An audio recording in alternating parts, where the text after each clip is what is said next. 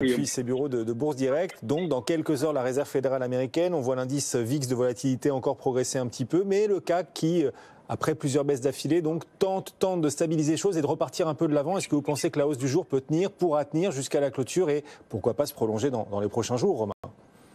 On est vraiment au milieu du range là. Pour l'instant, oui, ça se passe quand même globalement pas mal. On arrive effectivement dans l'attente de ces réunions de Banque centrale et puis l'échéance trimestrielle, semestrielle des marchés dérivés, grosse échéance vendredi des quatre sorcières et un marché qui se montre toujours extrêmement technique.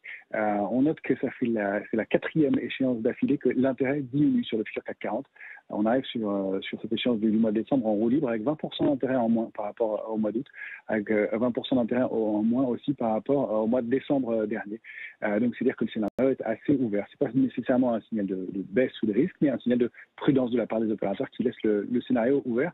Ce qu'on peut dire, c'est que les choses se passent de façon plutôt harmonieuse. Sur l'indice parisien, on évolue depuis le mouvement de consolidation qu'on connaît là, au sein d'un canal baissier qui est extrêmement bien travaillé, propre.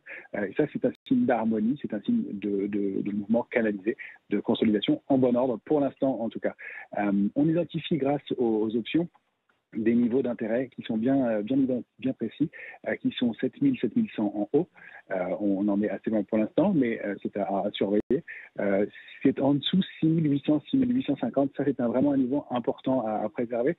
L'alerte, elle se situerait sur le futur CAC 40 sous 6845.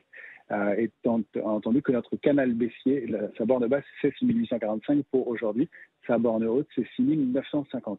Ça, c'est le cas pour aujourd'hui. On pourra décaler les bornes du canal de 12 points par jour, donc au fur et à mesure de l'évolution des journées, pour demain notamment.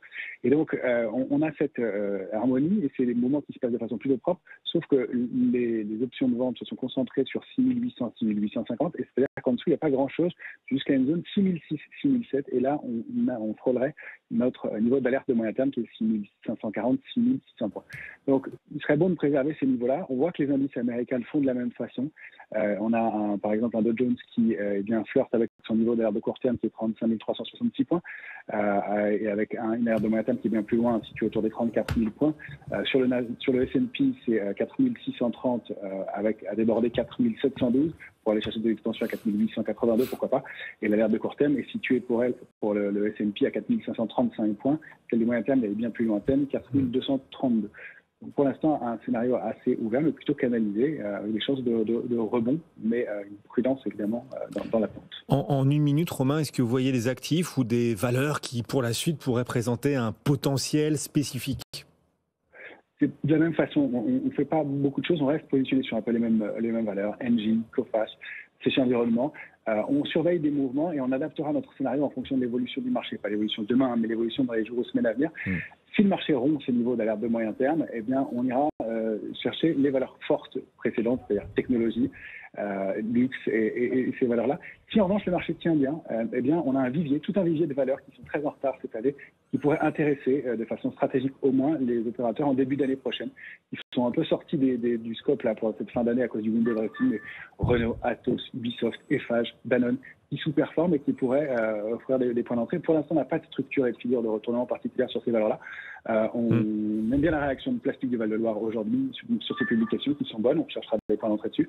Et on est rentré sur des valeurs plus petites aussi comme Groupe Gorgé qui nous intéressent. Mais on a un scénario assez ouvert pour l'instant. Merci beaucoup Romain Daubry et ses idées d'investissement pour la suite. Ces équipes de Bourse Direct nous accompagnent régulièrement.